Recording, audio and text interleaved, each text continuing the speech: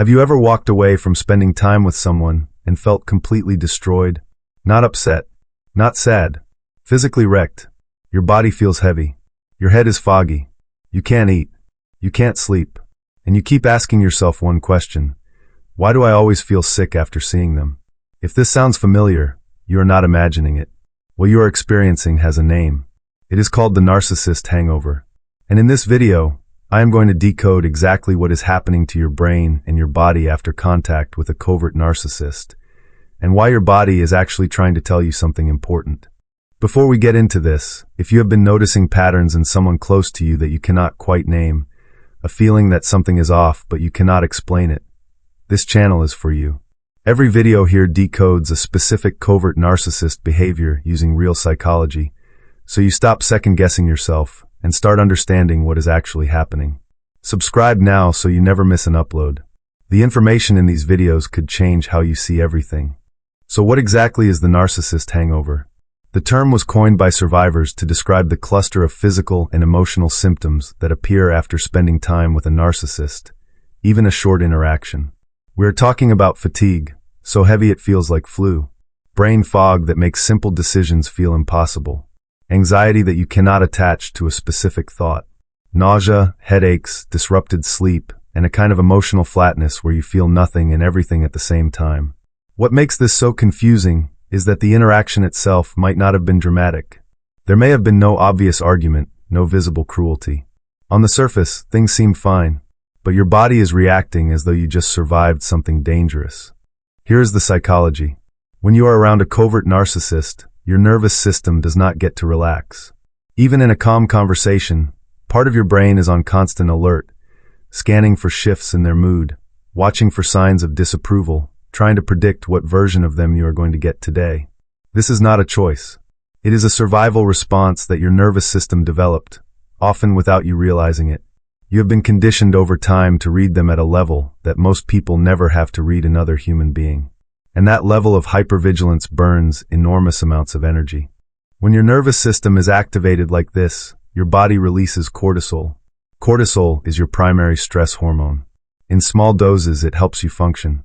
But after repeated exposure to an unpredictable, emotionally unsafe person, your cortisol levels stay elevated, and that has real physical consequences. Elevated cortisol disrupts your sleep cycle. It suppresses your immune system. It affects your digestion. It creates that foggy, heavy, wrung-out feeling that survivors describe so often. Your body is not being dramatic. It is reacting to a genuine threat, one that your mind has been taught to minimize or explain away. One of the cruelest parts of the narcissist hangover is how hard it is to explain. Because from the outside, nothing happened.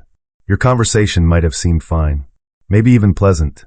The covert narcissist is skilled at keeping interactions surface-level calm, while the undercurrent does all the damage. What you cannot easily describe is the weight of everything unsaid, the subtle correction, the almost compliment that turned into a comparison, the question that was phrased as curiosity, but felt like an accusation. None of it was overt enough to point to, but your body logged every single one. After contact, many survivors describe entering a thought loop they cannot escape, replaying the conversation, wondering what they said wrong, trying to decode a look, a pause, a one-word text reply. This is not overthinking. This is a trained response.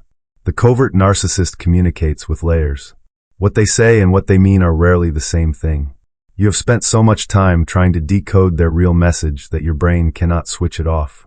Even after you leave, the decoding continues automatically. And that mental loop is exhausting in a way that sleep alone cannot fix. Let us break down the specific symptoms of the narcissist hangover, so you can recognize them clearly. Physical fatigue that feels disproportionate to what happened. Brain fog and difficulty concentrating. Appetite changes, either no hunger or stress eating. Headaches or tension in the jaw, neck, and shoulders. Sleep disruption, either unable to fall asleep or sleeping too much and still waking up exhausted. Emotional symptoms include a flat, disconnected feeling.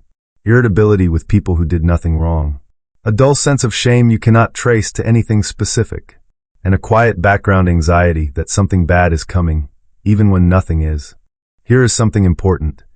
The narcissist hangover tends to get worse the longer the relationship continues.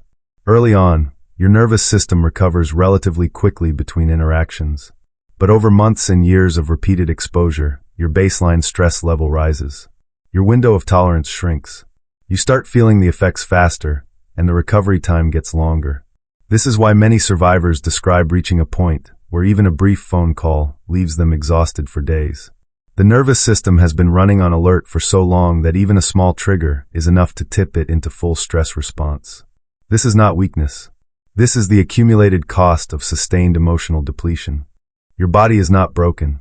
Your body is communicating with you. The narcissist hangover is not a malfunction, it is information. It is your nervous system saying, "This person is not safe for me. This interaction costs more than it gives. Something here is wrong." Many survivors spend years ignoring this signal because their mind offers explanations. Maybe I am too sensitive. Maybe they were having a bad day. Maybe I am the problem. But the body does not lie in the same way the mind can be manipulated to lie. If every interaction with this person leaves you physically depleted, that pattern is data worth listening to. So what actually helps when you are in the middle of a narcissist hangover? First, give yourself permission to rest without guilt. Your body used real energy during that interaction. Sleep, hydration, and low stimulation environments help your nervous system begin to regulate. Second, avoid the urge to immediately replay and analyze the conversation. The thought loop feels productive, but it is not. It keeps your cortisol elevated. Ground yourself in the present, a walk, a shower, something physical that brings you back into your body. Third, reach out to a safe person if you can. One honest, uncomplicated conversation with someone who is genuinely on your side can begin to reset what the narcissist interaction depleted. Here is the bigger picture. If you are regularly experiencing the narcissist hangover, the real question is not how to recover faster.